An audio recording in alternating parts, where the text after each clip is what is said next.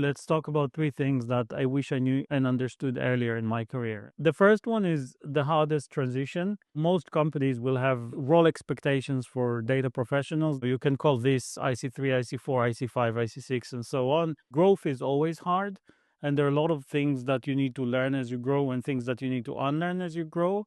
But there's one particular point that I've seen people struggle with over and over again, which is this one. It's not just a tool that you earn or something that you need to do differently. It's changing your mindset. When you are early in your career, basically people tell you what to do. And then gradually you're getting more and more complex tasks, and tasks become projects and so on, but they're still given to you.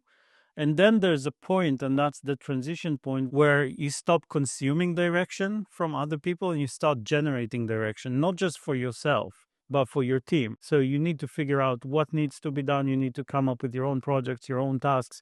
You need to be telling your product team, listen, like, I know this is on the roadmap, but I spotted this opportunity and I think this is much bigger and so on. So the moment you stop being passive and start becoming more active and generating direction for yourself and others, this is where you unblock this level of growth. And this is one of the areas where a lot of people struggle. That's something you should reflect on. Are you consuming direction or generating direction? And if you feel like you're more consuming, you need to ask yourself and maybe your manager and maybe your mentors, what does it look like to generate direction? What do I need to do differently? How does that work? And what do I need to change in my way of thinking?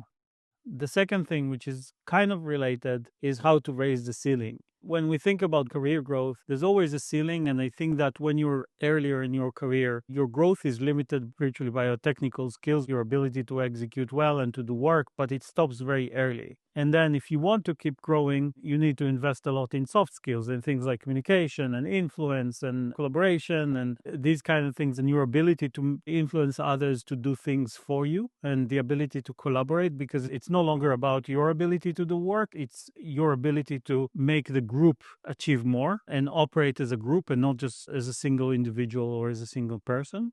That also stops at some point. And then if you want to keep growing, what will help you grow more is your business understanding and the ability to conceptualize, to understand what is important, to come up with new ideas. And you can understand the business very well, but then at some point that's also going to stop. If you want your growth to be virtually unlimited, the thing you need to learn is to take ownership. There are a lot of smart people with good technical skills, with good soft skills, with solid business understanding who get stuck. And the reason is because they don't know how to take ownership. They don't know how to take a difficult problem or take a situation and say, listen, like, I'm going to do it. I'm going to own this situation. I see a problem. I'm going to take ownership and I'm going to get it resolved. If you can do that, then your growth is going to be virtually unlimited. And the last point that I wanted to share here is the journey with or without mentors.